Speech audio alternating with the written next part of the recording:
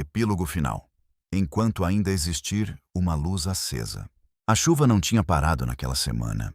As gotas continuavam escorrendo pela janela da cozinha, enquanto o café passava lentamente, espalhando pela casa um cheiro familiar, quase acolhedor.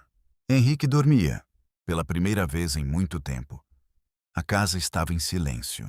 Não um silêncio pesado, não o silêncio das ausências, mas um silêncio cansado, daqueles que chegam depois de anos sobrevivendo.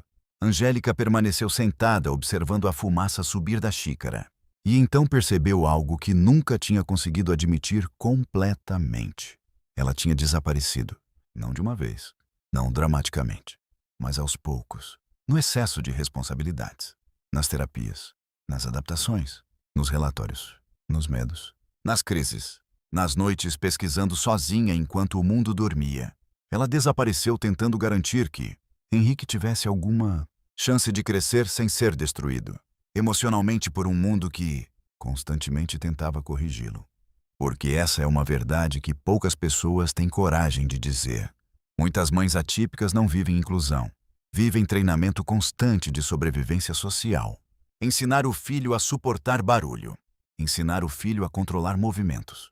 Ensinar o filho a parecer confortável.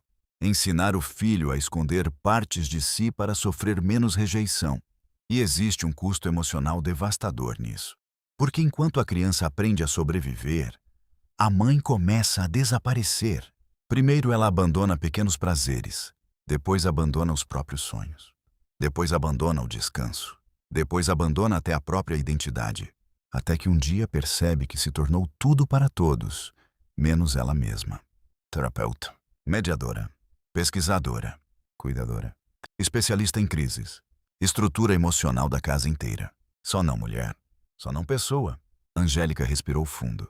Durante anos, acreditou que amor significava se sacrificar completamente. Mas agora entendia uma coisa diferente.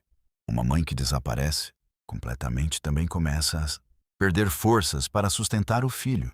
E talvez esse seja o conselho mais importante deste livro. Mães atípicas precisam voltar a existir, não por egoísmo, mas por sobrevivência emocional. Porque nenhuma criança se beneficia de uma mulher destruída, tentando sustentar o mundo sozinha. É preciso voltar lentamente. Voltar a tomar café sem culpa. Voltar a existir fora das terapias. Voltar a descansar. Voltar a conversar sobre assuntos que não sejam apenas laudos e dificuldades. Voltar a lembrar do próprio nome além do mãe. Voltar a ser mulher, pessoa, indivíduo, presença humana. E isso não significa amar menos o filho. Significa entender que amor saudável não deveria exigir desaparecimento completo. Henrique apareceu no corredor ainda sonolento, segurando o velho dinossauro de pelúcia. Os cabelos bagunçados, os olhos pequenos de sono. Os olhos pequenos de sono. Ele caminhou devagar até a cozinha e sentou ao lado dela sem dizer nada, como fazia desde pequeno. Angélica passou os dedos pelos cabelos dele. Lá fora, a chuva continuava caindo sobre a cidade. Então Henrique perguntou: "Mãe, quando eu crescer você vai descansar?" Ela sentiu os olhos marejarem imediatamente, porque talvez sem perceber, Henrique tivesse entendido algo que ela levou anos para aprender. Amor não deveria significar destruição. Ela segurou a mão dele devagar e pela primeira vez em muitos anos, respondeu com honestidade: "Acho que preciso aprender isso agora." O silêncio tomou conta da cozinha, mas já não era um silêncio de abandono. Era um silêncio de entendimento, de reconstrução, de quem finalmente compreende que permanecer não significa desaparecer. Angélica olhou pela janela mais uma vez. A cidade continuava acordada. Milhares de mulheres provavelmente, atravessando dores parecidas sem conseguir colocar em palavras o tamanho da própria exaustão. E naquele instante, ela desejou que todas elas entendessem uma coisa. Você não precisa morrer dentro da própria vida para provar que ama seu filho. Você não precisa carregar tudo sozinha para ser uma boa mãe. Você não precisa desaparecer para merecer o título de forte.